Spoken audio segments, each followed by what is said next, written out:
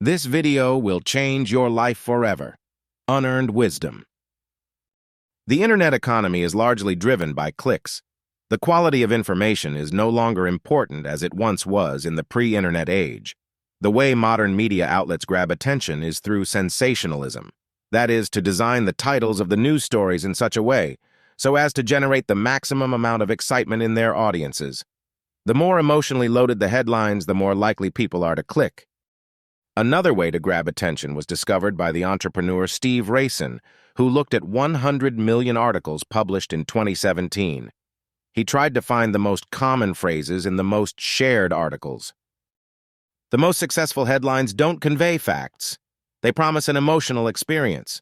The most common phrases among successful Facebook headlines include, "will make you," "will break your heart," "will make you fall in love," "will make you look twice," or "will make you gasp in surprise." This also works on Twitter. Others include "make you cry," "give you goosebumps," and "melt your heart." Intellectual experiences can't compete. This is a huge shift in the way we consume media. In the early days of news media, headlines simply tried to give you the essence of the story: men walk on moon, astronauts land on plane, collect rocks, plant flag.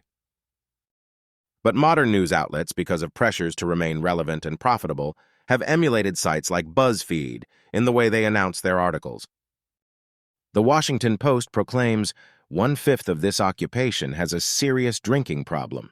How to evade the leading cause of death in the United States," CNN promises to inform you.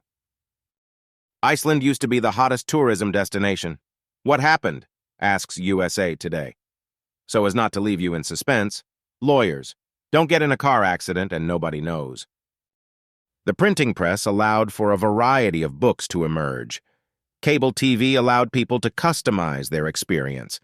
And before 1987, the Fairness Doctrine of the U.S. Federal Communications Commission, FCC, tried to ensure balanced coverage of controversial issues on the news. But Ronald Reagan repealed it, and with the introduction of 24-hour news cycles, cable news channels proliferated and became more partisan.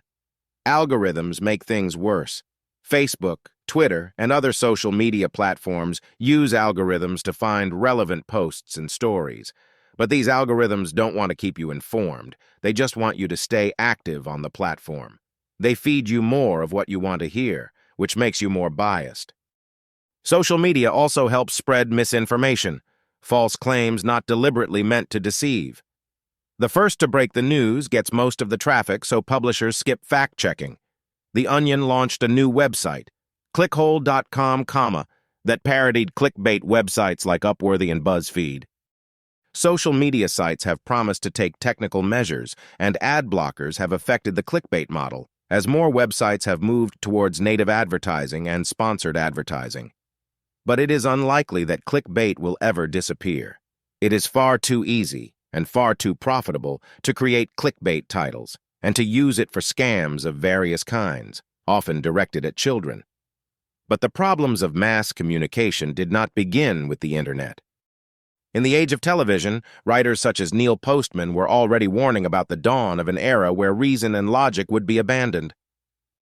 I should go so far as to say that embedded in the surrealistic frame of a television news show is a theory of anti-communication, featuring a type of discourse that abandons logic, reason, sequence, and rules of contradiction.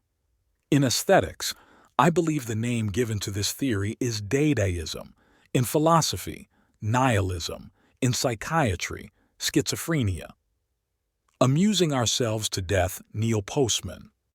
Robert McNeil, the executive editor and co-anchor of McNeil-Lehrer NewsHour, a popular TV show that ran from 1975 to 1983, writes that the idea is to keep everything brief, not to strain the attention of anyone, but instead to provide constant stimulation through variety, novelty, action, and movement.